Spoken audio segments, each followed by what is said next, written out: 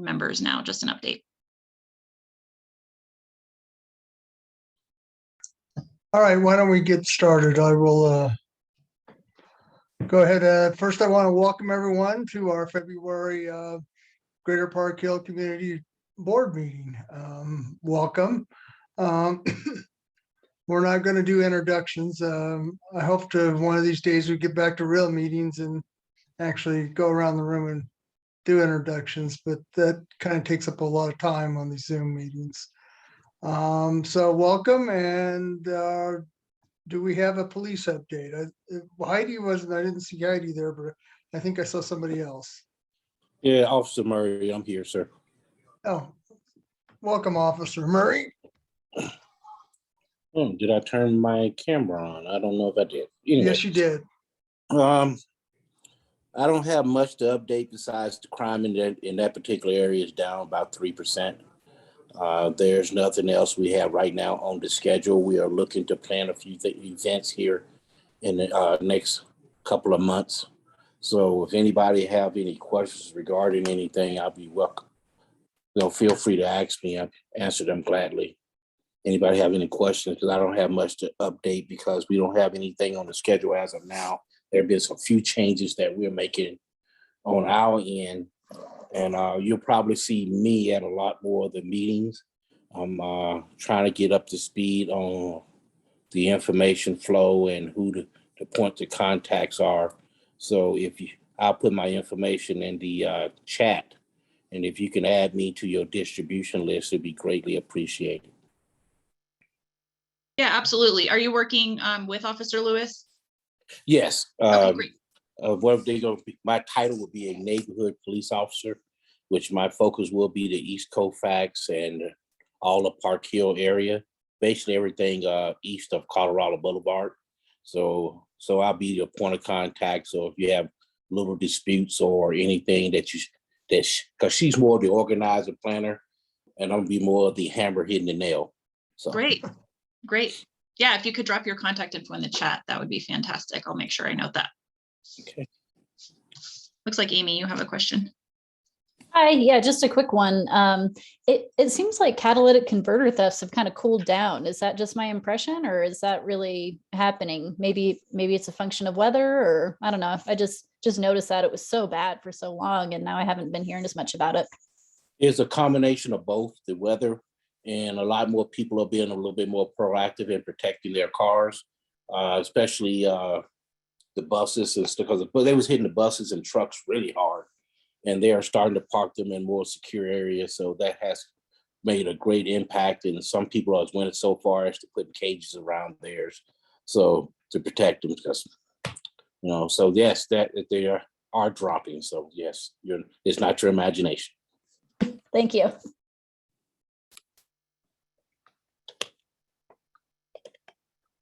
Okay, I don't see any other questions. Do you, Lana? No, I don't see any hands raised or any questions in the chat. Well, thank you, Officer Will Murray. We appreciate your time. Not a problem. I've just put my information in the chat. Well, thank you again. You. All right. Yeah, guys, have a good night. Do you want to take over now, Lana? Sure. Yeah, give me 1 sec. I'm just writing down Officer Murray's name. Okay. Hi, everyone. My name's Lana Cordes. I'm the Executive Director at Greater Park Hill, and I'll take you through a quick update on what we're doing. First, we talked about this a little bit last month, but it's in place now. We've got a live fundraiser for the victims of the Marshall Fire. And as an organization, we will be matching up to the first $1,000 of funds received. And those will go directly, all the funds that we receive plus our matching funds will go to the Community Foundation of Boulder, their wildlife fund. So if you're up for making a donation and you want to double your impact, you can make it at our link there. It's just at tinyurl.com/parkhillhelps. And we'll double that first $1,000. So this is also up on our Facebook page if you wanted to find the direct link there. It's also went out in our monthly e-blast, which is the email that you get with this meeting agenda in it. It's right below the agenda in that email. So if you want to refer back to there, there's an easy link there as well.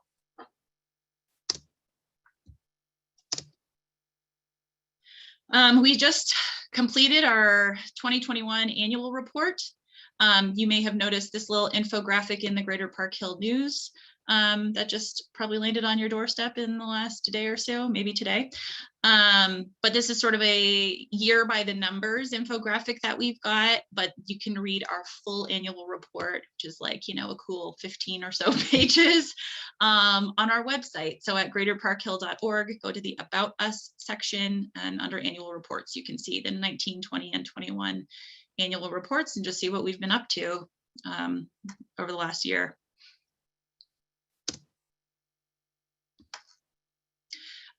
Our garden walk calendars are still being sold. We just slashed the price from $20 to $10 since we're now a month into the new year. So if you still wanted to pick one up, they're now just $10. They have great gardening tips and reminders throughout each month that are really helpful, and also beautiful pictures of featured Park Hill gardens. So you can get those online and pick them up at our office, or they're for sale at various retail outlets around the neighborhood.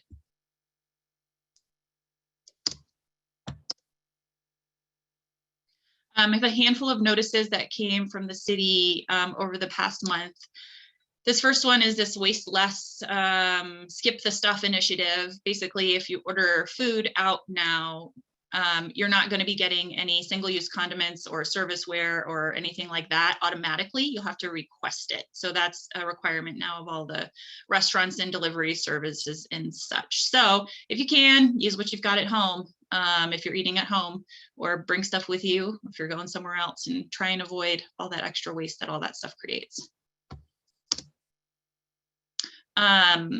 The Department of Infrastructure is discussing an upcoming mobility project on Bruce Randolph that runs from Colorado to Dahlia Street.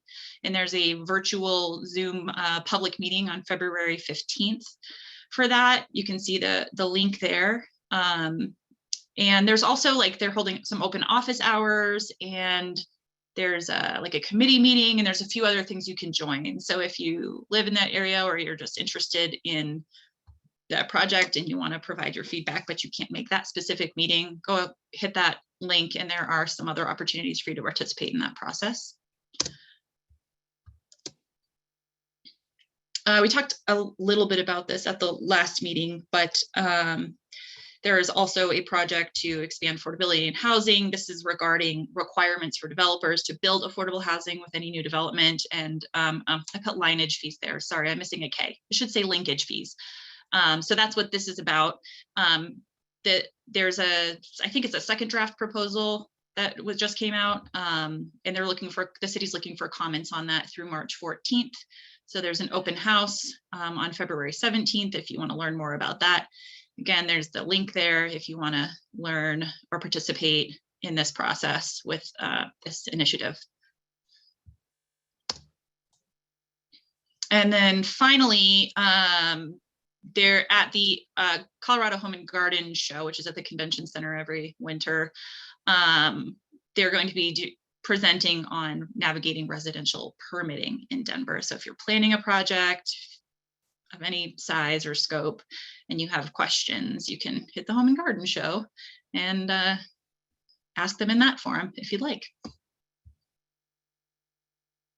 And just a reminder that if you're not already on our monthly email communication list, you can sign up for that by popping on our website. We only send you in one email a month with reminders. This has this meeting agenda on it. And it also includes a full list of notices that we received from the city, including things like liquor licenses, applications, or transfers of ownership, any rezoning requests, public hearings, anything like that. So it's just a good way to kind of get all in one shot, a summary each month of all of that kind of stuff that's coming down the pipe. So I think that's all I've got. You all done then? Yep, all set. Thank you. Well, thank you there, Lana. I appreciate all the hard work you do for us. I really do. Next, I think Neil Walla is going to be talking to us. He's running for Congress. Neil, the floor is yours. All right, thank you. Appreciate everyone having me here today. My name is Neil Wallia. I'm a Democrat running for Congress in Colorado's 1st Congressional District. And, I think the best way to kind of tell you about myself and why I'm running is to tell you all a story about my parents' country of origin, which is India. So my parents are Indian immigrants. I'm the first person in my family to be born in the United States of America. And when I was 13 years old, my parents took my sister and I to go visit extended family in Old Delhi. And I remember one afternoon, they took us out onto a bazaar. And for those of you who have been to India, who have any familiarity with the country, you know that a bazaar means dirt roads. It means stores on your right, stores on your left. It means tens and thousands of people as far as your eyes can see. And, we were making our way through this crowd and we stumbled upon this young man. Now, this young man had to have been about the same age as I was. So, 13 years old, same skin color, same eyes, same haircut. And yet this boy was absolutely begging for his life without a single piece of clothing on his body. And I remember looking at him in that moment and asking myself, how is it possible that this young boy who comes from the same heritage, the same culture as I do, has absolutely nothing, yet I get to go home every single night to a roof over my head, to clothes on my back, and to warm food in my belly every single day. Now, the real tragedy of the story that I'm telling you right now is that story is happening right here in our very city. And my parents, who came to this country, escaped that reality in pursuit of what was known as the American dream. Now, I've done everything that I've been told, just like my parents, to build a better life for me and my loved ones. I'm someone who's been privileged enough to have gone to college and graduate school here in Denver. I taught for 2 years. I worked for a former governor. That took me out to the halls of DC, where I worked in Washington, DC, in our nation's capital for over 5 years. And yet, in spite of taking all of these steps, my life feels more vulnerable than it's ever felt before. I can't afford to buy a home in the city that I love. Student debt continues to crush me every single day. The cost of childcare is something that actively prevents my wife and I's ability to start our own family. And for my parents, they're 70 years old. They're public educators in Douglas County, and they are being forced, I should say, to delay their retirement, not only because of the economic insecurity that they face, but because they still feel like they have a role to play in helping their children. And, feeling all of these pressures in my own life, and having worked in the public sector and knowing that there are tens of millions of Americans who are going through exactly what I'm going through, if not 10 times worse, I made the choice to run for Congress. And that is why I'm running for Congress. It's because our communities deserve to have a representative who lives their struggles, but more importantly, will fight to fix them as if their lives depended on it. Because in this moment in time, my life does depend on it. But I can't do it without your support. Candidates like me are not meant to succeed in this political environment. And yet, here we are with the opportunity to make history in our district by sending the first person of color to ever represent this district. I'll repeat that one more time. The first person of color in the history of the 1st Congressional District to represent our communities in Washington, D.C., but more importantly, the only person in this entire state at the federal level who does not accept corporate PAC money. And so I am looking forward to making history with you all, and I am happy to taking any questions right now or to wait towards the end for other people to ask. But thank you again for giving me the opportunity to be here with you all. And yeah, thank you.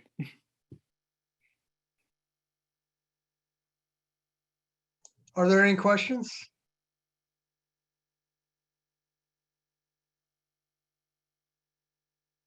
Well, thank you, Neil. Somebody has a question? Sorry, Kevin Wiegand, I had to call in on my phone. My computer. Oh, all right. Go ahead, Kevin. All right, so the candidate, everything you're saying is I love to hear, and it's my belief that this country is supposed to be for the average person and not for the privileged few. First generation Americans are what I think immigrants have made this country the incredible place it is. I love that you're not taking PAC money, because I think that is why our government is bought and paid for, from the federal down to city and everywhere in between.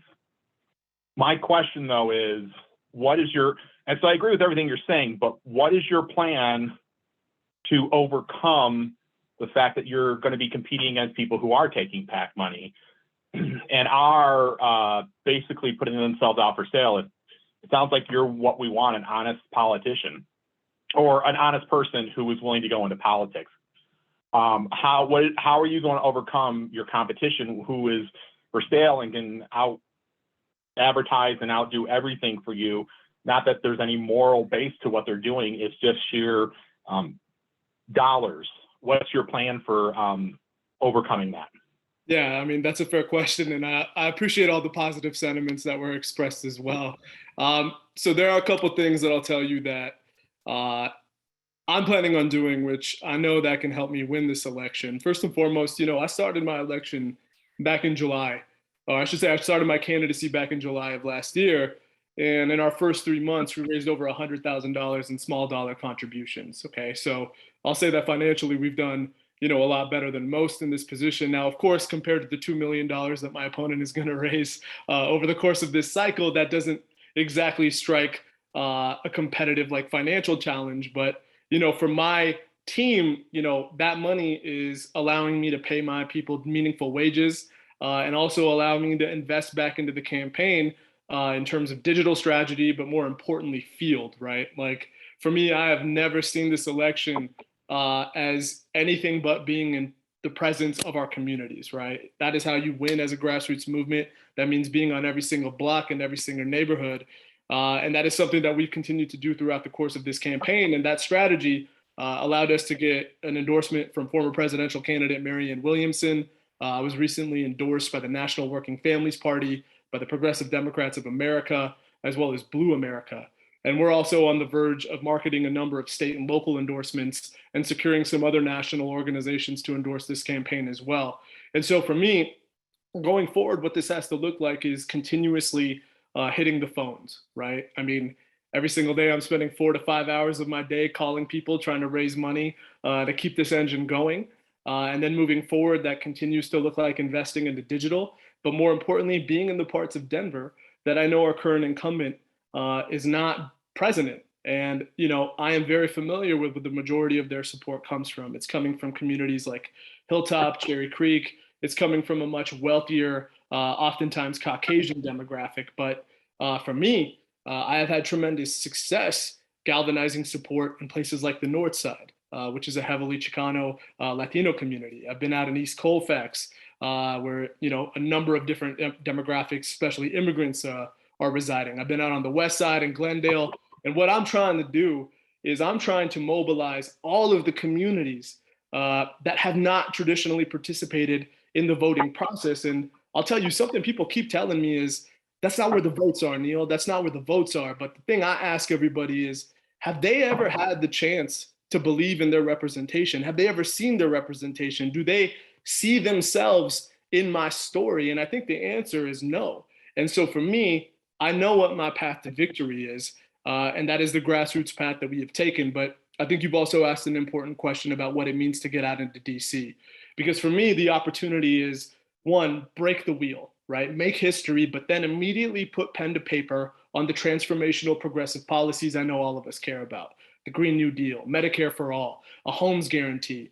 All of these things are helping me achieve my vision of ending homelessness in the United States of America. But I think what you all probably recognize is that those are bold, long-term transformational ideas that will take time to cultivate support from. And so for me, I have the expectation that once I'm elected, it's not enough to just put your pen on a bill. I have to lead.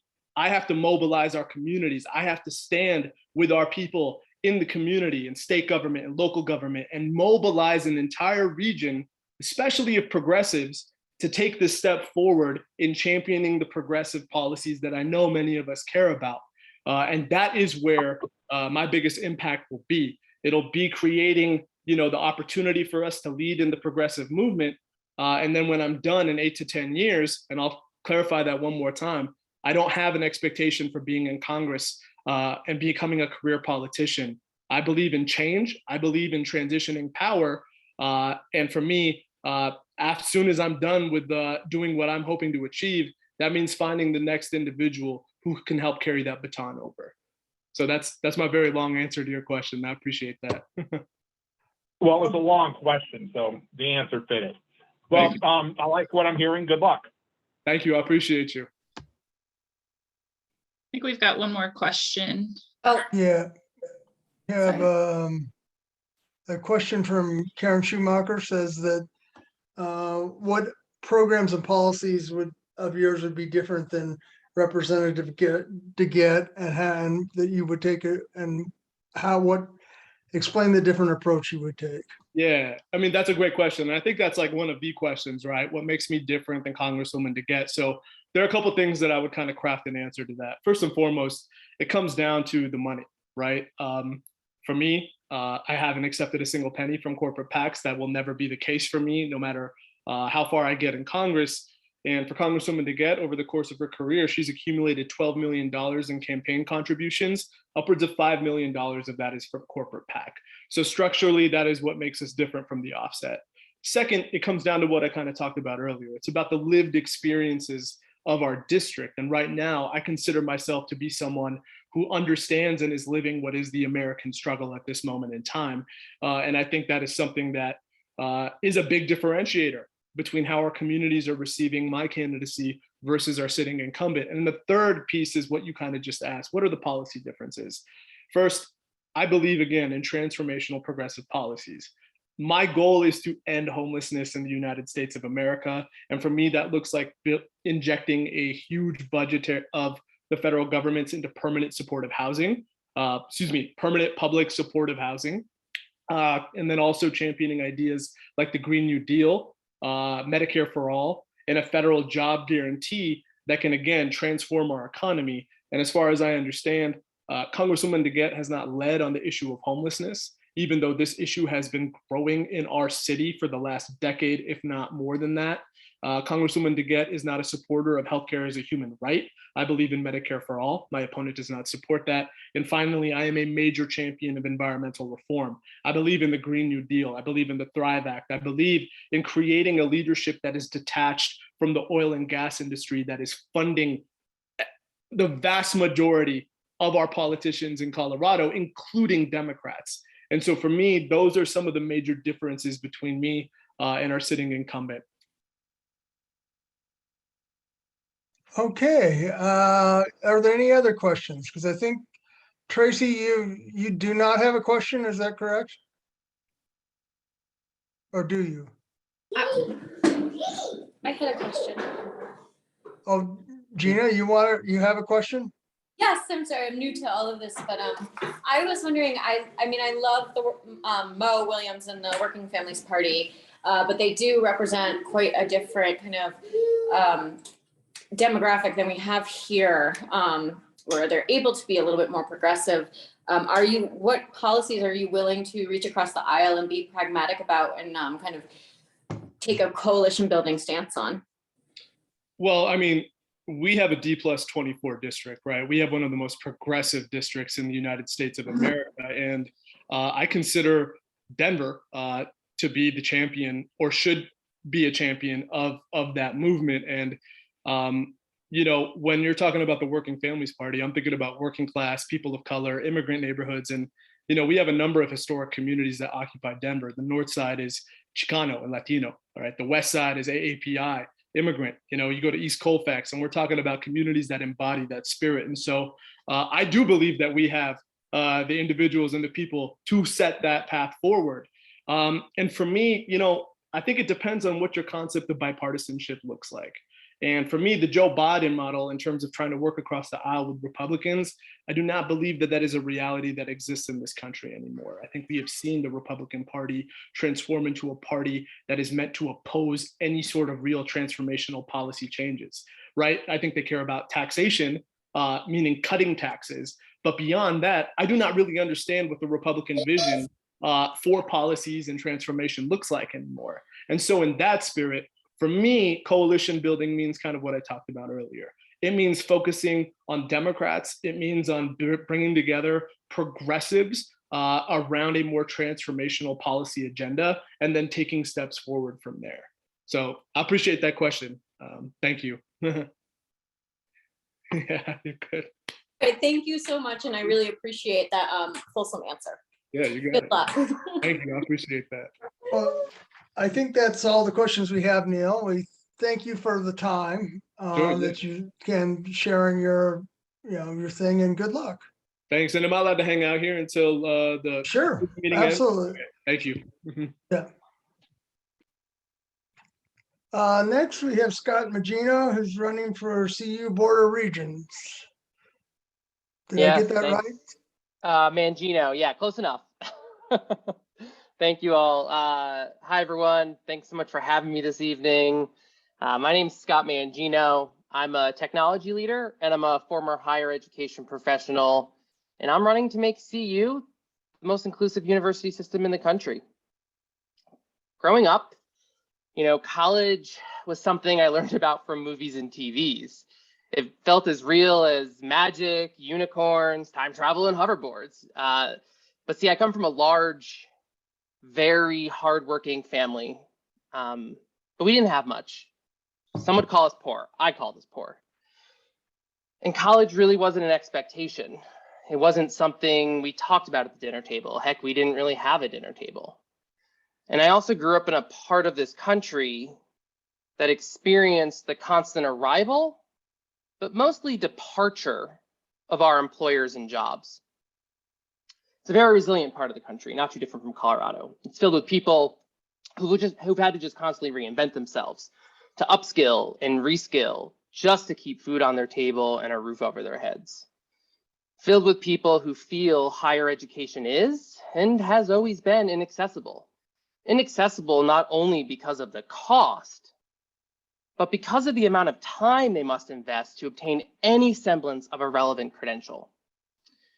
We have to acknowledge that most Americans, most Coloradans, cannot just take 2 to 4 years of their lives off to get a degree, as it often results in a significant loss of income for their families. However, for me, I saw it as the only path for upward mobility. So I went to college as a first-generation college student. I earned 2 degrees, including a master's in higher education administration. However, those 2 degrees left me with $120,000 in student loan debt and a job working professionally at a university here in Denver, making a little over $28,000 a year in a master's required job. It's safe to say that after several years of working in higher ed and constantly being told, if you were in it for the students, you just wouldn't be concerned about how much we pay you, I decided to leave.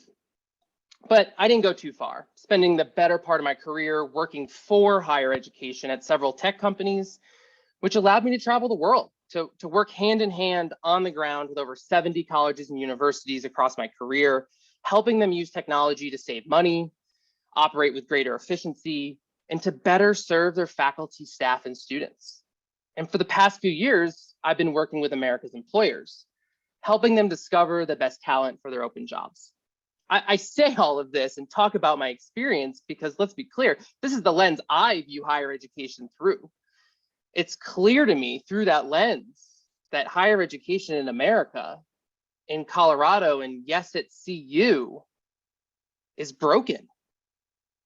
Don't get me wrong, there's a lot going right within higher ed, there's a lot going right at CU, they're doing amazing things in our community. However, there are a lot of issues that need a fresh, innovative perspective to help fix. There's 3 core issues that I see. The first one, we cannot return to normal as we move past COVID. We need to capitalize on everything we learned during this pandemic to create a new normal, so we become more resilient to these disruptions in the future. Second, we need to see our people as our greatest asset, our staff and our faculty, especially our adjunct faculty, who many of which are living below the poverty level with no benefits. We need to honor their commitment to CU and start prioritizing their needs. If we take care of our people, I promise, they will take care of our students.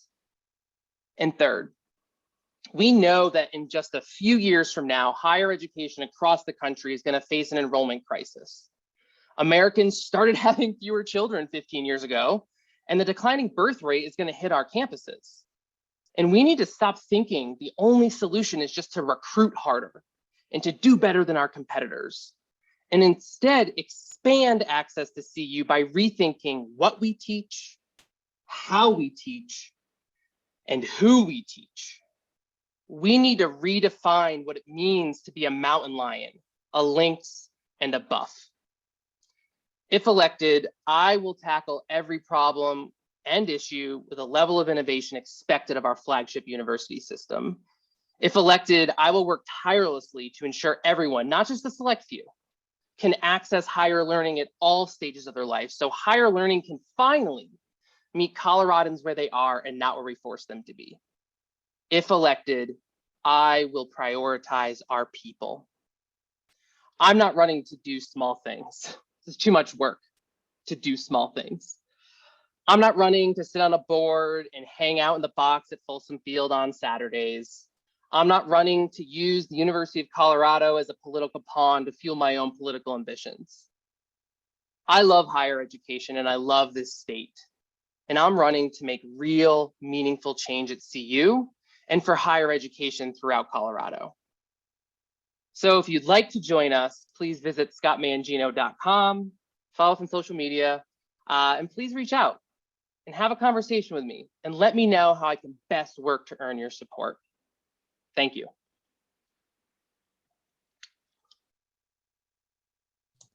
Are there any questions?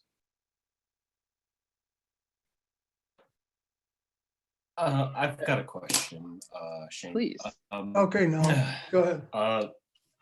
I guess, one thing I'd love to hear your thoughts on is, as a first generation college graduate and graduate myself, I'm very familiar with some of those challenges that you outlined. But I think, one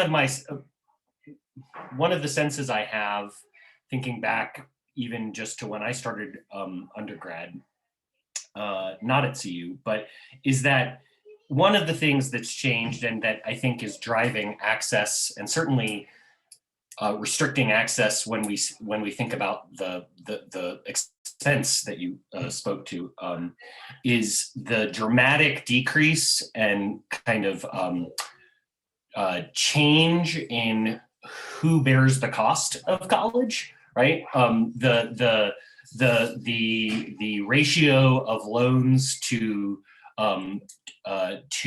tuition, the dramatic increases in tuition at state land-grant universities in recent decades, the drive to increase international enrollment to make up for the dramatic cost or funding decreases at the state level. Those are all, I think, key drivers in the sort of trajectories and trends that you outlined. So what are the, what is the specific, and I'll be honest, I know a little bit about what Board of Regents do, but I'm not up to date on all their kind of roles and responsibilities. But from a policy perspective, again, how do we, certainly there are ways to lower costs with technology, to increase access with technology. But again, that core fundamental change between the post-war period and today of just less state funding for higher ed. Mm-hmm. How do we change that? Or do you have policies and goals around that issue? Absolutely. Let me paint a picture in numbers for you real quick to further make the point you're making. State of Colorado is 48th in state funding for higher education. 48th, behind, I think, Alabama and Mississippi. CU Boulder gets 5.5% of its funding from the state. So let me rephrase that. CU Boulder has to find 94.5% of its funding from other sources, which means they have to admit up to 40% out-of-state students, 10% international students. So that leaves 50% in-state students. The out-of-state tuition is $38,000 a year. The in-state tuition is $12,000 a year. So we know who's paying what right now. I just wanted to put the numbers and paint the reality of what's happening here. There's three core ways I think we have to tackle this. And we can all say it's Tabor, Tabor, Tabor, Tabor, Tabor. And don't get me wrong, give me a baseball bat, I'll take a whack at Tabor. But abolishing Tabor when it has not been done in forever, and I know it's an exaggeration, but it seems like forever, is not a policy position anymore that I can totally get behind. Do I want to do it? Absolutely. But We can't only come to the table with that as our only solution.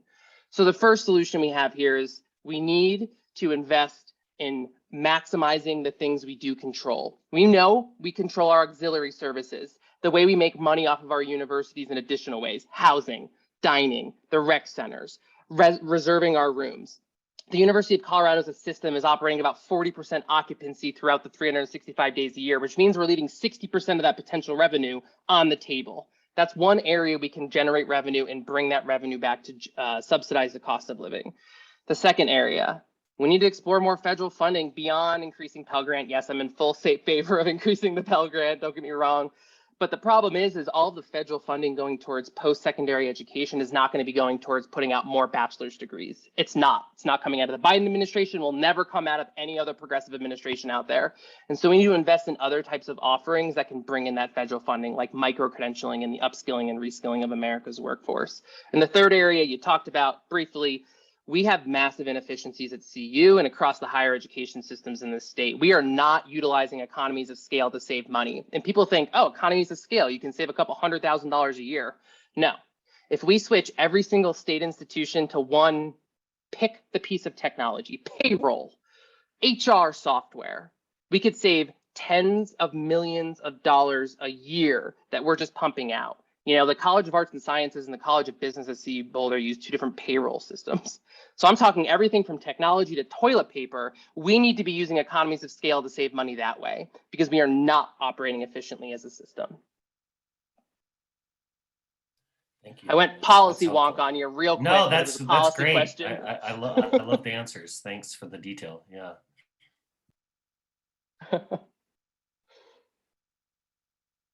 Any other questions? I don't see any other hands up. Cool. Well, if any of you happen to be a registered Democrat, I'll put this plug in for Neil as well. We are both petitioning to get on the ballot. So please let us know. Come find us and sign our petition so we can get these. I think we both have to get 1,500 signatures. I think it's the same to be able to get on this ballot to support us. This is where we're at right now. And it's hard to petition with -2-degree temperatures. Well, thank you, Scott. Appreciate you coming, stopping by and talking to us. Is next on the agenda, is it going to be Nam and Leslie? We've got an open floor now, but I thought this would be a great time for Nam and Leslie to pop in and talk about redistricting. Yeah, thanks. I'm going to definitely be tag teaming this with Leslie because I think she's attended more of the meetings, what few there have been so far than I have. But maybe I'll just try and provide, a little bit of context, kind of what's on my mind, and then hand it off to Leslie to kind of correct where I went wrong. I think, there's a rapid timeline approaching here. Ultimately, it's all in the council's hands in terms of there isn't like a state redistricting board like there is with some of the other redistricting that's occurring, right? So the city council is the final word. There are supposed to be some dates. I think there was one for the 6th of the first kind of official public meeting that may be, I think, on hold now with the snow. I saw something from Candy, Councilwoman DeBaca, around that, whether it was going to be on hold or not, or rescheduled. But all that to say, there's a rapidly approaching kind of time-sensitive nature to this conversation. There's also some sort of requirements baked into the process, right? They have to meet, some of the language is a little nebulous, but there are, basic things that they have to account for in terms of population growth and other factors in terms of how you resize and redraw these district lines. That being said, because of the change in population, all of the maps, both published by council and published by the public, and I'll share some of those in a second while Leslie's filling in the details for me. But all of the maps that I've looked at and tried to draw myself, and I think that Leslie has also attempted, and perhaps even Shane and some others on this call, all of them will inevitably, as best I can tell, and some of this is a question and I really want to hear from folks who've been following this more closely, mean that Park Hill gets split in some fashion. Meaning south, north, and northeast. It is almost inevitable, again, looking at all of these maps, that we will not all be in the same district anymore. That's, again, maybe I missed one, but that's pretty much all the maps I've looked at. So I think what we maybe have to do as a group, certainly understanding the long history going back to the fights over integration around, one Park Hill. And certainly I support that idea. But again, there are certain requirements baked into this process that we can't change at this later date, whether we think we should be able to or not. So if that is true, and the district is going to get split in some fashion, how does that happen? What map do we support more than others? And I guess just based on the conversations I've had with Leslie and Shane and some others, I guess what I would say as my own kind of markers are a couple things. We shouldn't be split into multiple maps or multiple districts, right? There are some maps out there where we're in 2, if not 3 districts. There are others where maybe we're only split between 2 districts. So I think the number of districts we're spread across is maybe one factor that we want to, weigh in on, or, again, come to some consensus as a group. And then I guess the other thing I would float out there is just, again, in conversations with people on this board and in other groups, I think there is some idea still percolating and working its way through various kind of groups and processes of perhaps pushing, specifically when it comes to District 8, pushing a map or supporting a map that results in, if not total, at least portions of 3 key nest/host.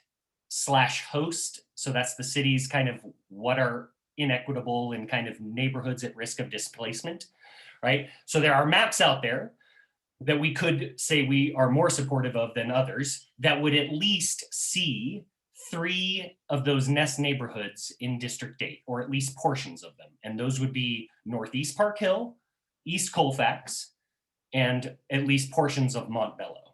And again, there is some, organizing around the idea that putting a marker down in the upcoming commission or council elections that District 8 is going to be a district focused on the issue of displacement makes sense. So I guess that's what I would open with. Leslie, I'll pass it off to you. I'll go ahead and share my screen and I can pull up some of the meeting or some of the maps for those who maybe haven't had a chance to see them yet. Thanks, Nam. As Nam had mentioned, so what has come forward is 6 different maps that have been sponsored by various council members. And I noticed that Amanda from Councilman Herndon's office is on the call. So I'm going to give her a minute to talk about what I understand is Councilman Herndon's sponsored map, which is map D. As Nam mentioned, most of these maps show Park Hill in different cut up scenarios. And so what we need to do is I've put in the chat a link to where you can look at these 6 maps yourself. Nam is pulling up Plan D right now. And you'll see that part of Park Hill goes to what is currently Council District 9, Candy City Baca, and some of it goes to what's currently Council District 5, Amanda Sawyer. I only mention their names because not everybody knows the council district numbers, but it's important to keep in mind that, of course, with any election, the council person may change. So it's important not to get too attached to, oh, I want to be in Candy's district or Amanda's district or et cetera, because that might change. So with that, I'm going to be quiet and I'm going to let Amanda from Councilman Herndon's office talk about the map that they are sponsoring. Thanks, Leslie.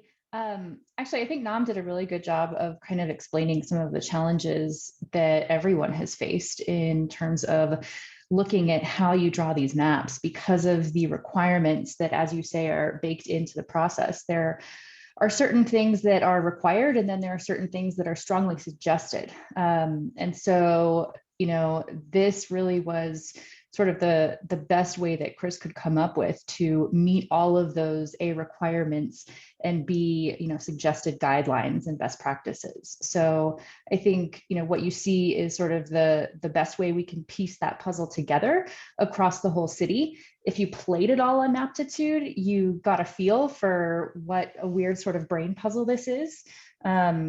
It sounds easy when you're just trying to look at District 8, but when you actually move those lines all across the city, it's a little bit like a Rubik's Cube, because whatever you do here impacts things all the way across. Yeah, thanks for that. And I guess I would, again, I can toggle between a couple of the different variants here. Excuse the interface as but I guess I would call out, Plan D, again, is sponsored by council members Clark, Herndon, Cashman, Hines, Gilmore, and Black. Right, so it's got a lot of support across council, and maybe that's indicative of the way council will vote. Maybe it will, who knows, right? This is ultimately a council decision. So I guess I would just, I'll toggle, and certainly anyone who wants to weigh in here about what they've, I know Jackie, you were following this a little bit. I think John was following it a little bit. I don't know that I saw him on the call earlier, but some of the maps that I'll just kind of toggle through that I thought were kind of, again, aligned with sort of that general idea that I called out of, keeping those, at least portions of those nest host neighborhoods together. So we would have this Plan B. Whoops, sorry. Again, this interface leaves a little to be desired, very touchy. Plan C. Again, you can see doesn't change a lot between Plan C and Plan D, and then, or Plan B and Plan C, and then Plan F is another, but again, this is one where we would be split now between 3 different districts, right? So I think that's perhaps, if nothing else, a kind of minimum, recommendation from us is, don't split us around less districts or not. Maybe people feel differently. But I would just say that to kind of start from the top, so Plan B is Councilmember Torres, C is Councilmember Flynn, D we started with, and F was submitted by Councilmember Sawyer. So those are the council maps. There are a whole bunch of public maps that are all variants of each other. I think particularly around this idea of keeping or trying to get most of those kind of nest host neighborhoods kind of mostly grouped in District 8. But for instance, these first 2 do some version of that, this one going much further down into current council District 5. So again, there's a lot of variance here. I just wanted to, I think Leslie and I, again, had been talking. Shane and I had talked. He had had a conversation with Councilman Herndon, and I don't know if he wants to share any of that. I think we kind of already spoke to some of those constraints. So I'll shut up. Jackie, I see your hands up. No, I'm sorry, really quick. This is Lana. I would raise my hand, but I don't think I can as the meeting host, so I'm just going to jump in real quick. Okay. On this sorry. plan, Plan D, if you could zoom in to Park Hill and just what are like the major distinctive dividing lines on that plan? Great. Because I'm not 100% sure what I'm. Yeah, it's very hard to kind of track those to so again, let me try and load this here. Thank you. Oh my God. Yeah, it's real sensitive. No, this is exactly what it's just so, the map is so sensitive that it's just really hard it's to so hard. And maybe Amanda can confirm, but it looked to me like the boundary line was going up significantly. So I think this like is Monaco. This is Colfax, if I'm not mistaken. This line here. Right. This is Quebec, or I'm sorry, this is Colorado. This is Quebec, and then this is kind of Montbello out near, and I'm not as great, but like kind of towards the high school. Okay, you know what? Okay, so go ahead. This is exactly what I was going to say. Okay, do me a big favor and why don't you pull down pretty much, right? We know this is the edge of Denver down on the, oh, just keep it where it is. Okay. Just Yep. use the arrow to kind of show, obviously, we're not worried about the, what do you call it? The eastern boundaries, right where the edge of this, or actually on this particular one, the northern, because you know it's the edge of Denver. Okay. But if you could make an idea, pull over about when you come down where it's just north of the pink. Okay. Okay. So right there, what street is that? Give them that. That's what I would suggest. What I would do right here so people can get a real grip. Yeah. Stop. Yeah. Right there. Yeah. Okay. So what is that? I think, That's just north of Lowry. I don't know the streets down there Right. that well. maybe I'll have to Amanda defer to can one. jump in, but I mean, that looks like Crescent Park at Lowry. Crestmark? That looks like maybe it would Is it be 6th? 8th Avenue going that's up 11th. Quebec. Okay, 11th Maybe. Avenue, thank you. It's Okay, really so- hard to see. So it would be coming down. So just kind of give this idea. So basically what you've got is you've got it coming down on the southern border. It's going to be at one point, you've got 11th Avenue drawing up what it's the cutoff, the next street up that's heading north-south. That is, This one? yes, that's Monaco That looks, or Quebec. Let me zoom in, try and zoom in. That is Quebec. Okay. And then you're going to pull over this. I think you're right. It's Colfax. Pull over this just kind of, so now Yep. go ahead and get smaller again. Okay. Okay. Yeah, just so people can kind of see, right, go ahead. Just because this is sponsored by so many, and I don't know if y'all know, but I personally have great respect for Paul Cashman and Chris Hines on so many levels that I see. It's interesting to see they would take very much in consideration breaking up of Park Hill. They're both of these people, even though they're not Park Hillers, you know, because Paul Cashman, everybody knows for years, was the Washington Park profile editor. That's how well I've known Paul for years and years and years. Okay. So it's interesting to see what they're now sponsoring. Is there one that Robin Kanish, I mean, I know she's going off the council and She has not officially sponsored, at least Okay. per this list. because she was on our week, what is it, HD8 or our Denver Dem stuff this weekend. I apologize to you that are not Democrats, but we were on that meeting and she did bring up that literally they're going to be making a lot of decisions during this time, but they've already carefully looked at this. So I think it's really important. There's a lot of complaints about this, how this map is so difficult to work with, because literally you're sitting there, as you saw what was happening, Purnam, you guys are trying to move around and it's just so frustrating. So let's look down and just kind of see. And I'm thinking about, and I just mentioned those two only because I just know them very personally on a level of how much they really question. This is just Paul and Chris. Doesn't mean you have to agree with everything they do. I just know how they process. And so if they like this, I'd want to know why. And so I got to call Paul about something else anyway. So I'm going to personally call both of them and find out why. And I also noticed as I look at this again, now you've got Kendra Black, and I know Kendra and Stacy and I have known each other for years. I got, Chris, of course, we know is our council person. And then Joel and Clark, I have respect for, it's interesting that this is what they're sponsoring.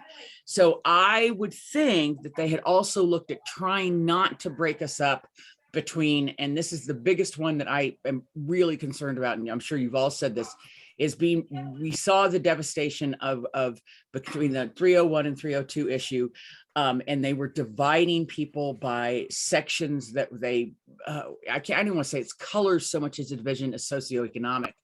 And it was a nasty division, and we just don't want that to happen again. And we certainly don't want that to happen in Park Hill. But it looks like that map that they're doing is doing more division. Is it north and south? Is that correct? I mean, Leslie? most of the maps split off South Park Hill. It's just which district does it get split off in? I figure I'm going to be split off. And South Park Hill is different. We're just kind of, honest to God, guys, that's okay. I mean, if we're split off slightly, that's no big deal. All these people represent all of us anyway. That's how I see it. But that's not the big deal. It's more that there not be, I just want to make sure that there's a decent amount of Park Hill that is connected to the north and northeast. And I think that's what this one does. Yes?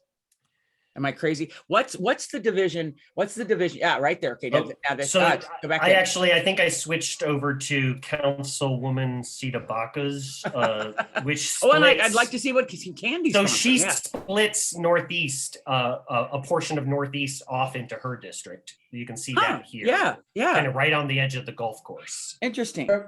Guys, let me, we need to kind of start wrapping this Wrap it up. up. We're going Okay. down, we're really going down a rabbit hole. But let me tell Here's- you, I did have a conversation with Councilman Herndon, and he told me that part of the reason why that they're gonna have to, as he explained it, is District 11, which is Stacy Gilmore's district, has had a lot of growth, mostly due to Green Valley Ranch.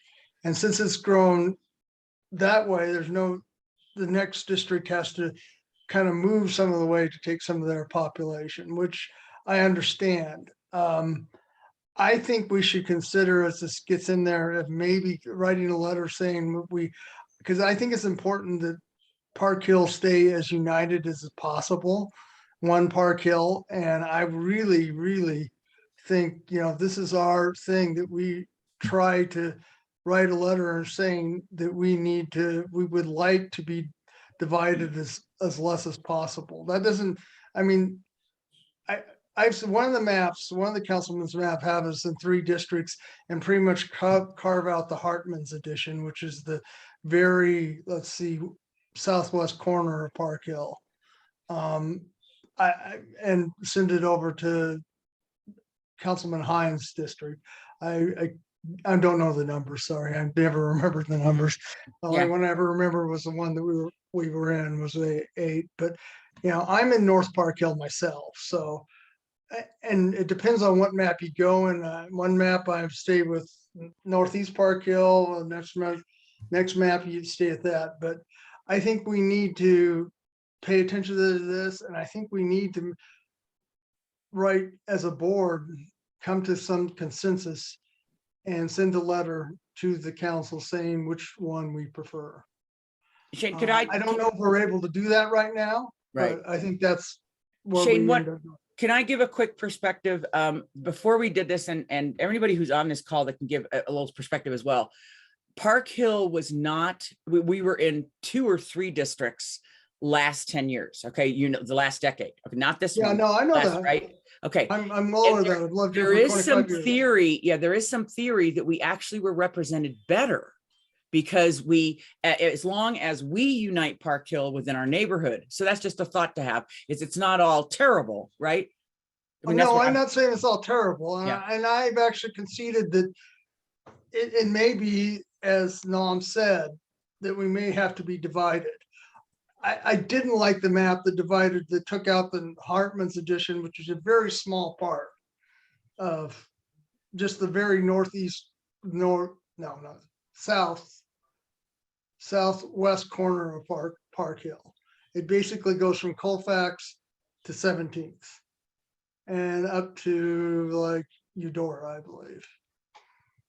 And that put that in Hines, and then split the other, gave the rest of South Park Hill to Amanda Sawyer, and then the rest of Park Hill, most of North Park Hill and Northeast State in District A. So those are the kind of things that it didn't make any sense to me at all, that they just didn't even really look and care about what Park Hill was. So I understand that it's very possible that we get split, and you may be right. It may end up better representing us. But, to me, I think we need to kind of try to come to some consensus. Right. And actually go forward and give this consensus, our opinion, to council, which Hey, one they like. what is the timeline for us to be able to weigh in on this? Do we have time to allow the board to review these maps and vote on it in March, or do we need to move more quickly than that? I think that depends on, my sense is it could happen quicker than that. Maybe the council aide, I don't know if she's still, if Amanda's still on the call, but again, there was the first public meeting was the 6th, and then I think this all has to be wrapped up in the next couple of months at most. Well, I can tell you the date real quick. If we remember, we moved the date up to April for the prime. Remember, we moved our data from May to April for the primary. So it has to be done in March is when it does. But it's, I want to say they're saying March 1st. So we pretty much got February. But the only part I will say that and please, I hope I'm not saying this wrong, is that Robin Knish, who does live in Park Hill, she she said that actually these are not the final, they're not all the maps, that council members still may be doing some proposing. So she just mentioned that. And I just got the real strong impression that she has something. So, but I do think we need to weigh in. And is Leslie still on? I was looking to see if she's still on. Yes. Is she, Leslie? Did you have any thoughts on how you're feeling about ABCD? I have some very strong opinions, but here's what we need to note is that going forward, there is a meeting next week on February 9th at 5:30. That is going to be the first opportunity for really the public to weigh in on these maps. Excuse me, it's February 9th, 5:30 p.m. It's a Zoom meeting, it is all virtual. And I beg for you to sit with these maps, all of them, go through them, and then have an opinion and voice your opinion. Because in the last meeting last night, there were not that many opinions. And so even though the map that was sponsored by Herndon, Clark, Cashman, et cetera, there was an online polling, it came in first. I'm hoping that more members of the public will be on next week's call and give their opinion. And yes, Jackie, I do have a lot of strong opinions about all the maps. There seems to be no happy medium with any of them, but it might be a problem, just of what we're dealing with, of having to keep everything somewhat equal. I beg all of you to check out the link that I put in the comments that has all 6 of these maps. And I beg you, secondly, to come to the meeting on February 9th and let your voice be heard. Because while I'm thrilled to maybe stay in District 8, others might not be thrilled about that concept. And I don't want to put that on anybody. I think it's really important that we do have our own opinions. And to Shane's point, I think after the February 9th meeting, there will be an opportunity if we want to as a board to make a statement. But it will be hard because as you see, we get cut up in a ton of different ways. So Yeah, it does. I mean, the more I look at it and the more it may be inevitable that we get cut up. So And I think if I can just jump in with one last point or two, I think to Lana's point and kind of to echo what Leslie said, we may not be able to wait until the March meeting, right? I mean, it's, if March is the deadline, we probably need to weigh in end of February, which means, again, maybe after next week's meeting, we all have a quick meeting or weigh in via email. I don't know. I'd be happy to maybe attend something ad hoc.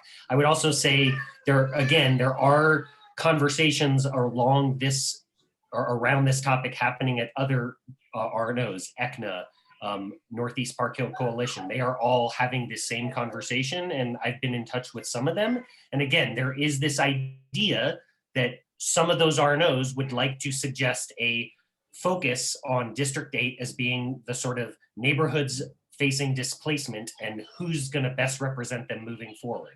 And I certainly would find that a compelling argument and a compelling map to support. And I hope many of you would join me in supporting that. I may, again, I can weigh in as a citizen independent, but if we're going to weigh in on a map, I would urge us all to weigh in on one that keeps those at-risk neighbors facing, displacement at our forefront. I think we've pretty much killed this issue. I do think that we should weigh in. I think that that if we have to have a special meeting or if we just do it electronically, we'll do something if we can't wait until the March meeting. Because I think it's important that we weigh in on this as a board. So Jane, this Jackie, one more time. Can I please suggest that we actually try to set another date to actually come back after everybody's looked at this? Do people really understand how it is important? It's extremely important. It will affect things for the next 10 years. It's not do or die. It's just important. And then how ultimately what happens going forward, we as a neighborhood organization will be able to unite that, in other words, we'll become almost probably more important than what we, what I mean? Like literally pulling everybody together. So I would suggest that we try to look at another, do y'all have a backup time that you meet? I No, we apologize. don't. We don't, Jackie. And what will happen is I'd like to actually see what is presented on the 9th. If you said like Robin is presenting, Robin Kinner said that there was more out to see what's there on the 9th before we set another meeting. Okay. And what I'll do is I'll send an email to there about either when we're going to meet or we're going to do that. But I think it's premature right now to set. I think another meeting may have to happen, but I think it's a little premature to do that right now. Are there any other questions? Does anyone else have any other comments?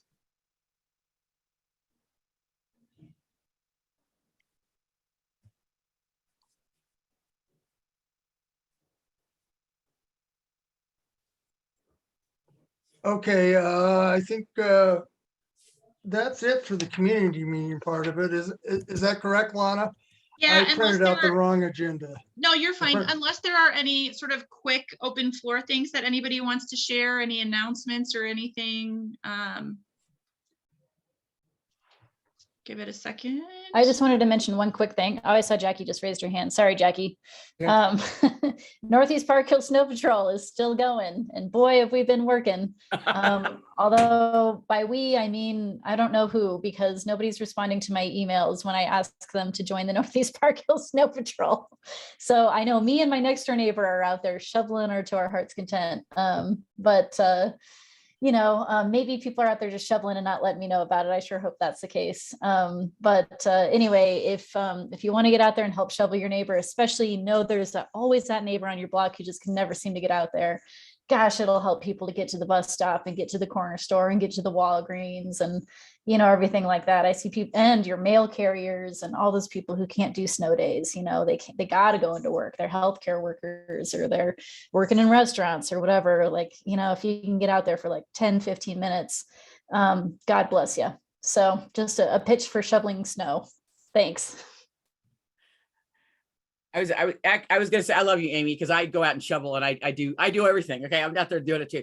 But I should fill it in. I need to do that. Okay, I should let also the other thing was to just make everybody absolutely make sure that if you are a Democrat, I'm not sure. Does anybody know what the Republicans are doing? But the caucuses will be held. Be absolutely sure 6:30 to 9 on March 1st. So it's less than 4 weeks away for the caucus. Why is it important? Obviously, you heard our people they're petitioning to get on, but it's really cool to at least kind of see what's going on. Plus, that's where you elect your precinct organizers, and all those precincts have been enlarged, and so that's the people that help to kind of unite the district. And I know we're working. I hope Republicans and Greens and everybody else are also working on that. But anyway, so just put it on your calendar, 6:30 to 9 on Tuesday night, the 1st.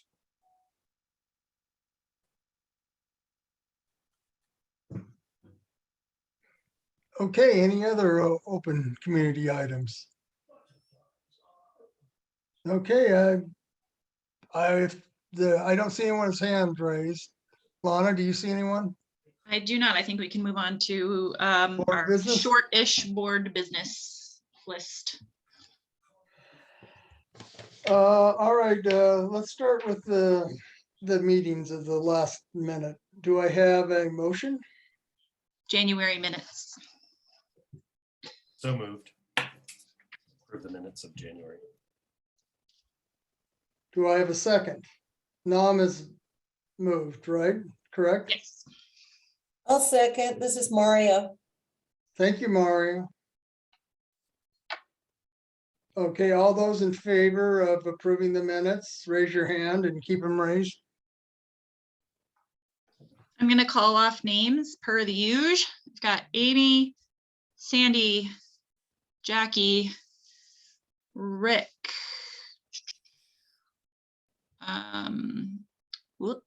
Jim, Nam, who made the motion? Brenda. Shane, Melissa. Maria, did I say her name already? I've got you. Bernadette. That's all I can see. If I did not call your name and you're in favor, please speak up. It's Leslie, I'm in favor. Thanks, Leslie. Sorry I missed you. Kevin Ween calling in by phone approves. Thanks, Kevin. Right? All those opposed, raise your hand.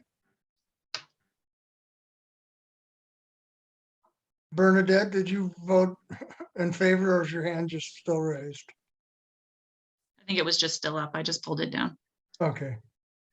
I think that was everybody except everybody who's here except Tracy, but I know she was having some connectivity issues. So I believe Tracy and Heather, I don't know what their response is, but everyone else has weighed in and are in favor.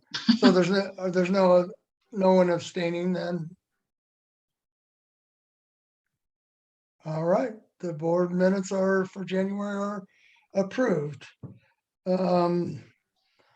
Next is the long table patio discussion, I believe. Is that correct, Lana? That's right. And that's the last item that we have on the agenda for the evening. And that's really my item. I spoke with Jess and Keith. Tracy was there with me there. And Leslie, I think you're the one that actually promoted the idea of us writing a letter of an 8-foot fence as a compromise. It's not really, Jess and the owners right next to it really would not be in favor of that. They would not view that as a compromise. They would view that as Greater Park Hill trying to change their position. They do not really want the patio extended. And if you went to their property, you would see that this is very obtrusive on their thing. I mean, they're literally the alley, the patio will be right next to the alley. They'll have a fence there. I can't in good conscience say that vote for that, because all the neighbors that were there that I met with also said that they would support Justin. Is it Keith or Kevin, Lana? I always say his wrong name. Keith and Jess are the neighbors. Keith and Jess, all the neighbors I talked to said they would support Keith and Jess. So I don't think the 8-foot, us writing a letter to city council saying we'd like an 8-foot fence is a acceptable alternative. And I'm just reporting what they told me. Nam, you kind of mentioned this in the other meeting that this was more of a fallback position, not something they really wanted to do. And you were correct.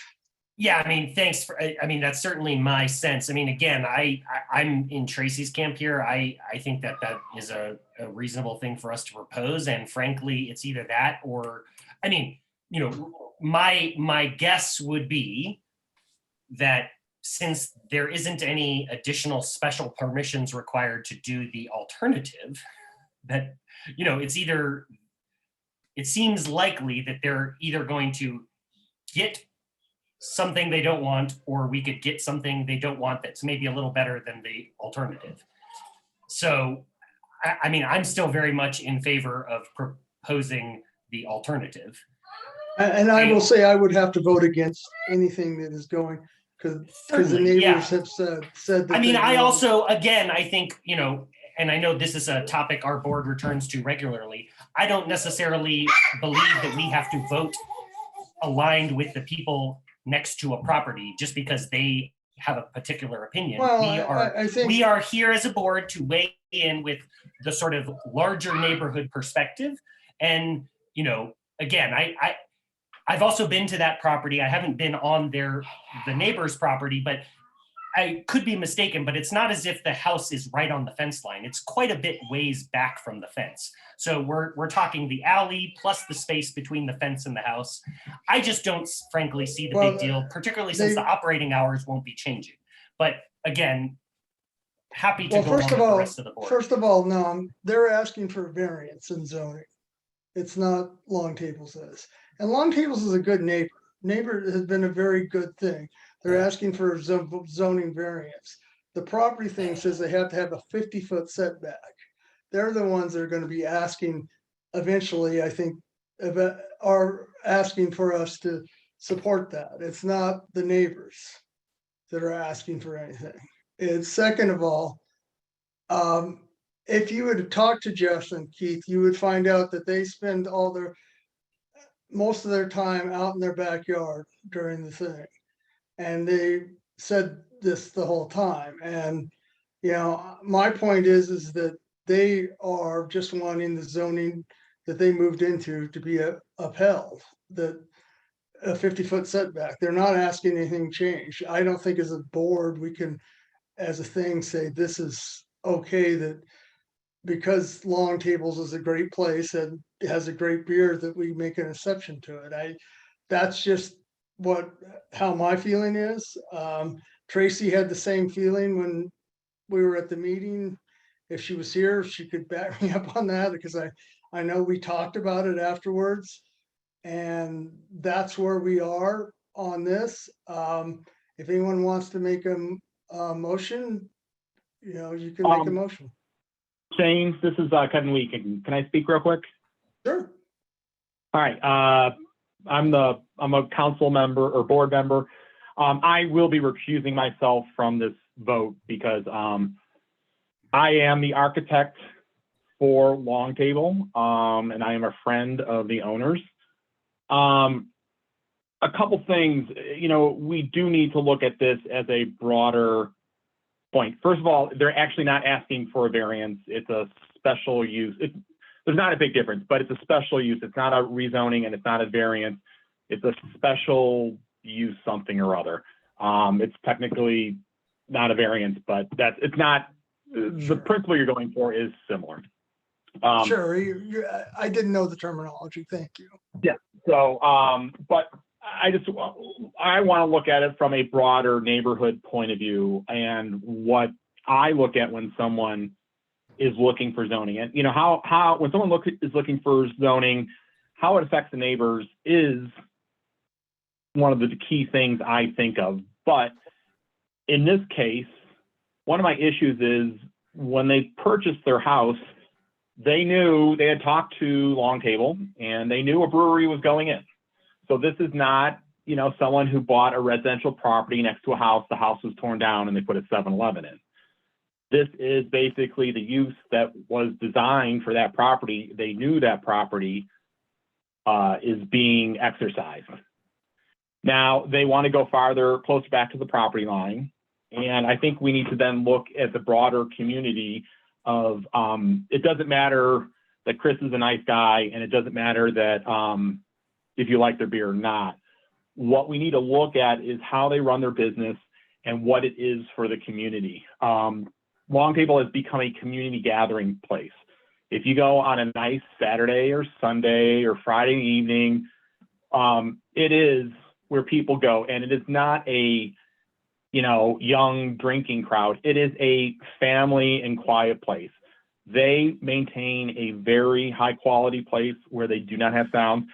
The police has never come in their history to have to deal with issues. There's never been a noise complaint lodged against them. They are good neighbors, and they are supplying a community gathering spot for our neighborhood. They will be responsible to make sure that people are not disturbing and acting in a way that would harm the neighbors. I mean, I'm not going to say that the neighbors aren't going to hear talking. That's, you know, with that proximity, but they're already hearing that now. But I just wanted to say, from my point of view, we need to look at this as a neighborhood, what's good for the neighborhood and what's fair for a business owner who has been a very good neighbor. Long Table has donates to our schools and other charitable organizations. They are a good neighbor, and they are just trying to do right by the neighborhood and run a successful business. And they do it, in my opinion, in a very honorable way. And I think if they get more seating, I think it will benefit the community, because there's times people can't go there on a Saturday and Sunday, and we don't have a lot of we just don't have a lot of patio. We don't really have patios like that unless you go to what's the Italian restaurant over on 23rd? Benzini. I'm Benzini. sorry, what? Are they talking about the Benzini one? Cherry tomato. No. Cherry tomato. Yeah. We just don't have patios where people can go sit out and enjoy food or beverage and visit with neighbors. And so I do think it's more than just a company is trying to make money. I mean, they're a business. I'm not saying they're not profit or anything, but they are providing a benefit to our community, a gathering point for a large percentage of Park Hill. Because like I said, you will see on a Saturday and Sunday, you will see as many people there who have kids with them as people who don't. I personally think, and mind you, I am prejudiced because of my connection to it, that it is a benefit to the community to give them a larger patio. And they have done an amazing job as being a good neighbor to be good to their surrounding neighbors and to the neighborhood and home. All right, thanks, Kevin. And I agree with you wholeheartedly that Long Table has been a good neighbor. I don't think I ever said anything otherwise. I think they've been very good. No, Sean, I don't think you disagreed with me. I just don't think you're giving it the importance that I am. That's probably true. And I think maybe you're not giving the importance of I think if people would have actually gone and talked to the property, it changed my opinion. When I went and saw Jess and from their backyard and saw how much you could see into the patio, it changed my opinion. And only me and Amy went and actually from the board went and saw there. And you talk about being a community. If you had the thing, you should have gone and made the effort we had 2 different opportunities set up to see what we were talking about. And I'm not talking about you, Kevin, because I was not able to make it because I was on a once in a lifetime trip to Europe. So I was not willing to reschedule that. No. I mean, you said you're already going to recuse yourself anyway. So yeah.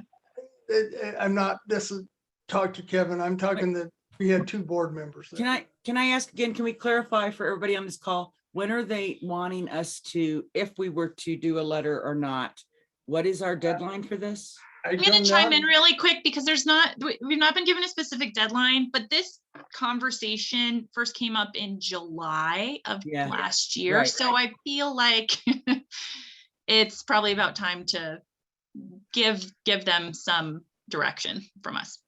Are they asking for a time? The time, I remember when they brought it up in July, it was quite a ways off that they were talking about when they wanted something done. I remember, they're at this point looking to submit their application, and it would be useful to know right now what our position is at this point. And Chris is here Chris, if you want to chime in on that point. Yeah, you bet, Jackie. Sorry, I snuck in there, y'all. Yeah, I appreciate the board's time and consideration on this topic for sure.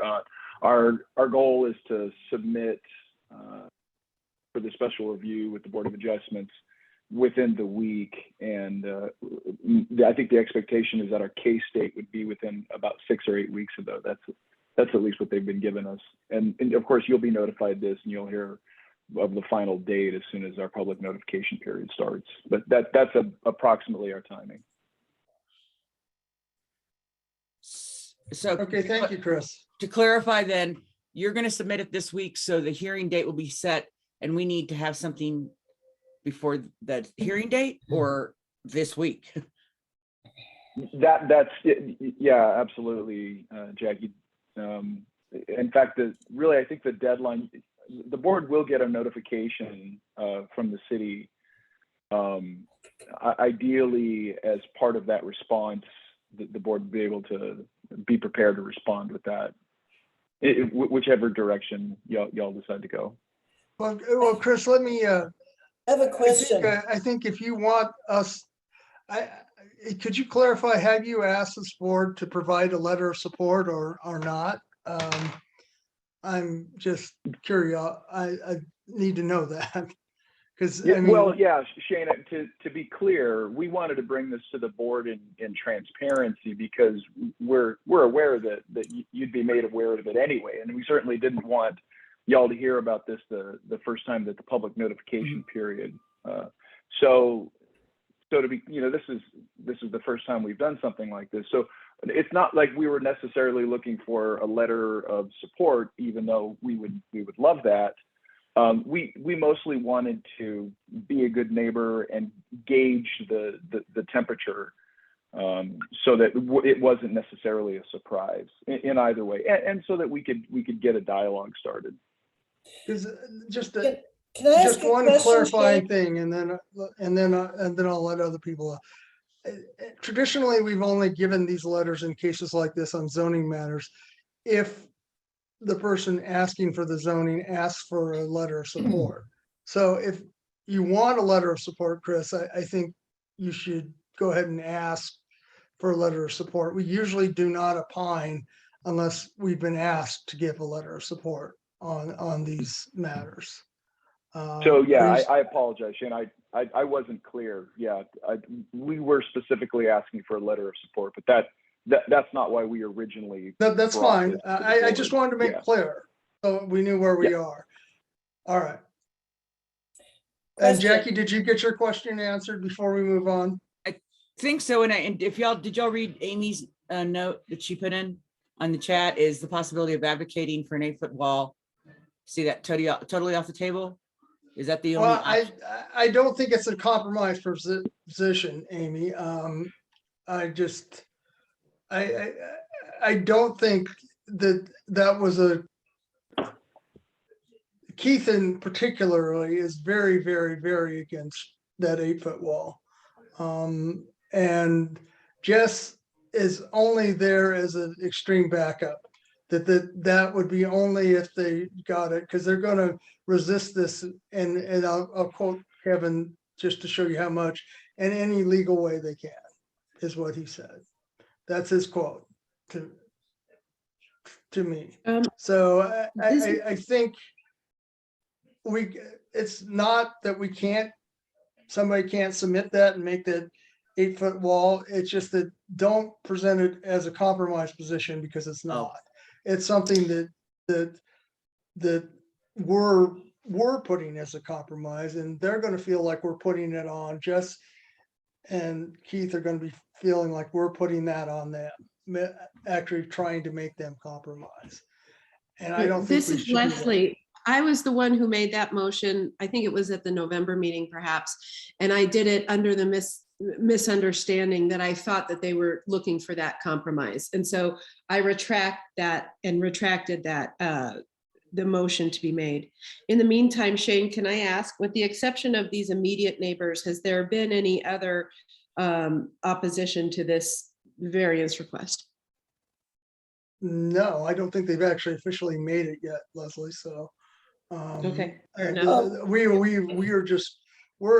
It was brought to us, and we were trying to go out as a board and see what the direct neighbors feel. And Mario, you have a question? Yeah, I have a few things to say, questions and a few things to say. First of all, I'm hoping that Chris or Kevin can refresh my memory about exactly the variance that's being requested and how it's going to look from the alley and all of that kind of stuff. Because I was at the meeting where you made your presentation, and I just don't remember. So I'd like a refreshed memory. That's number one. And then for the board, I'd like to talk a little bit about what our policies and procedures are where we have a dispute like this, and what guides us in terms of do we take a side? Do we not take a side? What are our standards? What are our policies and procedures? Or what are we thinking about that? Because there's a dispute here, and I hate being in dispute. So that's something to think about, I think. So those are the two things that are immediately on my mind. Maria, I'm Trevor, happy to no. answer your question with respect to what it would look like from the alley. The expectation was that the alley and the portion of 29th would have a sound absorbing fence. We initially proposed a concrete block wall. We found that there might even be some better options than even that for absorbing sound. But essentially, from the exterior, it would just be a fence. You know, I mean, you wouldn't necessarily see it. And the current allowable fence height would be 6 feet without some very significant variance. So that's the short of it. There would be how many feet of that fence along that? Is it right on the alley? It is right on the alley. So we would build to the property line, and that fence line would be set back 6 or 8 inches off of the property line, and it would wrap around the full length. It's only 50 feet wide, of course, the single lot. The 50 feet within the alley, and then around the corner on the north side on the 29th. Okay. I think that answers my question, and I appreciate that. I just didn't remember exactly. And I remember the 8 feet was, you know, contrary to code and would be a whole separate variance. It would be more difficult to have granted. But it sounds like the homeowners aren't really satisfied with that. So that brings me to my next question, and that is, what is our role in this? Do we need to decide this dispute? Maybe it's a judge that's going to decide the dispute. I just kind of hate to jump into this by advocating for either side as an RNO, and I think we should talk about that. And that's what I was trying to say, Mario, was that traditionally we only give a letter of support when asked. We get a lot of zoning things go through ours. I mean, probably, I don't know, 7 or 8 a month of some sort of zoning goes in there. And most of them we don't comment on because they still have to get it approved by the city. We're not the final say. We're just either going to give them a letter of support or we're not. We don't really say we approve it or not. We'll just say whether we support this. And I'm, excuse me, Kevin, if it's not our thing of a variance, I can't remember the name or not. That's all we do. And Brenda, Jackie, let me go to Brenda. She's had her hand up for a long time. So thanks. I'm new to this, so I appreciate Mario's question, because I was wondering that as well, is that if somebody, like it sounds like Chris did or is requesting a letter of support, and there is not consensus on this group, we have a policy where we go, well, there's not a consensus, so we don't do one? Or what is our decision-making process on that? Because like anything else, you just have to have a majority vote. I mean, Exactly. like if we can pass it as a board, it passes. It doesn't have to be a consensus. We don't have consensus votes on excuse me, can I just finish? I was just asking, is it in the bylaws that then is that what happens? We vote on this by majority? If there's a motion brought up, the bylaws, if a motion is brought up to do a support, I will call a vote. If it is seconded, I will call a vote, and we will have to abide by whatever and this includes me too, whatever the results are. Thank you. Can I just offer something here? I don't see Kara on this call. I know Melissa's here, who's got sales or advertising, but also our executive director. But I have seen in the past, and if I remember correctly, how we used to handle stuff like this, because remember I was off the board for a few years, we would do a story in the paper. Okay, and like basically have both sides kind of talk about it on both sides, so that it was presented well, so that the public can know, so that we become what am I trying to say, an information source and a peacemaker when it was something that there wasn't like an overwhelming consensus. And it doesn't have to be consensus, but it could be majority. And how much is that majority? Is it just over 50%, or is it 60 or 70, whatever? I think that's a really reasonable way on bigger issues. I don't know on zoning issues like this, that they move too fast, that I don't think you'd ever could get it in the paper on all of them. Okay. And then you deal with the thought of why did you go to the paper with this one and not with this one? And If you really wanted to know, you'd have to do some sort of quick survey, Brenda. excuse me? If you really wanted to get answers to the questions, I mean, what Jackie was proposing was basically sending information out, and then what do we hear from people about how they feel about this, right? Well, we did, Mario, try to go to the neighbors and talk to the direct neighbors. Yeah. To that. We didn't go farther than that, just like zoning doesn't go farther than that. But don't we really have a two-party dispute here? I mean, in essence. Excuse me? Don't we, in essence, have a two-party dispute? No, we're not really Mario, you're misunderstanding. We're not a judge here. There's not a dispute. There's one party that wants to ask for a variance from the city and we can choose to support that or not. It's not really this dispute of like where a property line or something like that. I don't think dispute is the right term. I think it's just zoning that people have a different opinion of whether it should proceed or not. I mean, I think like Kevin said, you can look at it in a more holistic position of how it affects the whole neighborhood, or you can look at it in a more micro position of how it really affects just the neighbors there. I don't really think that it's necessarily our role to referee a dispute. I think it's our role to provide this support or not. And as Nam said, if a motion is up, we take a vote, and if it has a vote, it passes or not. It's been going on like this for a while. This is how most board issues at RNOs handle. This is how it goes. And I mean, I like your idea, Jackie, of on bigger issues, that might be a good way to do it. And on this one here, I just don't know if it's big enough to really go there and do that. And then again, we still have distribution problems with the paper.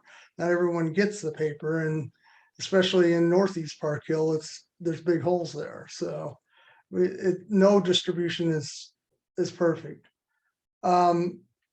Look, I've talked a lot about this issue, more than I really wanted to tonight. So I'm going to ask, does somebody have a motion?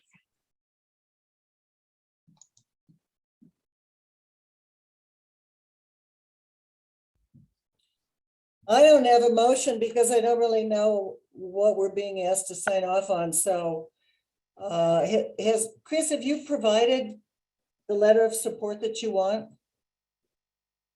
No, I've not, Maria. I think we need that. I don't think we typically have other folk, the requesting party draft the letter. I think they just come and say, here's an issue that I would like your support on, and then we draft it or we don't once we make a motion and it passes. And Nam is correct on that. Usually we are the ones that actually draft the letter if they ask that. And I think in terms of what's being requested, I mean, again, I'm not making a motion, even though I'm in support of it, because I feel pretty clearly that the rest of the board has a different position, and that's fine. But I think the motion is they're making not a zoning change, but some sort of minor request to have the fence allowed up to 6 feet. And we can either sign on to supporting them being able to extend the patio and build that fence, or we can not. And again, it seems as if the general consensus of the board is to, take the position of the neighbors. And so, again, I certainly don't have a motion. No, just to clarify something here, Nam, that you said, the motion would be that the fence is just a secondary issue that came in because of Leslie's. Well, even outside of the 8-foot fence, they're still requesting a variance for they're still, the process they're going through is for the 6-foot fence, as I understood Kevin and Chris's discussion a few moments ago. Well, they're going to put a 6-foot fence in there, but they can do that by zoning right. Can they? Because I thought I heard them say that the whole reason they're asking for a change is for the whole current plan, which is the extension of the patio. The whole reason they're asking for a change is that there's a 50-foot setback from the back of the property in a residential area, and they're going to go move it all the way to the property line. The fence. Oh, is I a see. very So you're drawing the distinction between the request is not based around the fence. It's based on the extension of the patio all the way to the back It of the is property. absolutely Got it it. is. Yeah, yeah, got it. No, that's Yeah, helpful. and the idea is that this patio is going to be on their rear lot line, and it will be closer than 50 feet to Jess and Keith's property just across the alley. It's You know, there's supposed to be 50 feet between an outdoor patio as an accessory use to a business and a residential zone district. And can I, one last thing, I'm actually gonna double up, even though you don't usually do this. I think Maria's suggestion of having at least you draft a brief thing so that people are really clear. And if it determines that we need to do something or make a motion before the next meeting, or, you know, as we see the process, I think right now everybody's kind of feeling like a little ambivalent. They're not saying they don't care. They just they're totally sure of what it is. They want to be sure of what they're voting on. And it would be really helpful to see that again and again. It has been since last July. And I don't know about everybody else, but I have had a lot of COVID brain. I'm like, okay, yeah, trying to remember everything. But I do think too, that what we were presented with in July is no longer what is being presented now. Now I think it's a little bit different. So it'd be really helpful, Chris, if you just put quick writing and then Lana sends out to us and says, hey guys, here's what it is. Please go by and check it out again. You know, I mean, remember, I know we're closer to this. We may or may not take a position, but at the same time, we certainly want to let Chris and the neighbors, let both, you know, Long Tables and the neighbors know that we care and we want to make sure that that this goes well for both parties. That's what we're hoping. Just to clarify, the ask has not changed since this situation hasn't changed. And so I could definitely resend you all the plans that were submitted and presented the first time. That would be really helpful, Lana. So it wasn't about the 8 foot or the cinder block? No. That's an accessory conversation and is moot at this point. Okay. It only has to do with them extending a patio to the rear of the business, which would encroach on the protected zone district, which is the residential district that backs to it. Okay. So I certainly resend the plans that we reviewed initially, and we did hold 2 meetings on site already, and 2 board members attended. So everybody's certainly welcome to go down there and, you know, just walk back there and look at it yourself if you still feel unclear.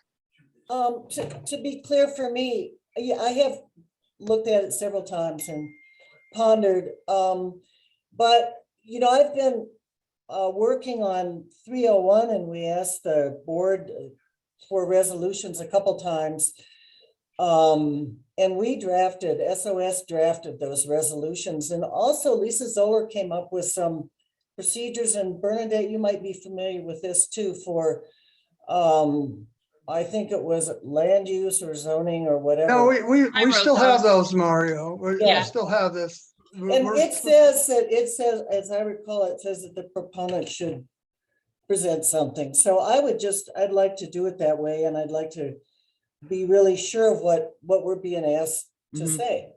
Well, they kind of already did that, Mario. That's what they presented in their first meeting is that the only thing they didn't do was write a letter, because that's usually what we have traditionally done. I say that because one of my first acts was to write a letter. So. Okay, I didn't know we already had it. I'm sorry. I'm just not remembering all of this. Well, I don't think we have a draft letter, Maria. Again, I think what Shane and certainly our sense is wait, can we go, you know, guys, let's kind of, I was gonna say, Lana's agreed, to send us a copy of the stuff again, so we're clear, okay? And so that we're sure of what we're voting, because honestly, I thought it was something else. So I'm glad we've clarified that, but I do need to see it again, because I wouldn't even know what I was voting on. One more thing. I mean, the part of the reason you're confused is because the second issue came up in November.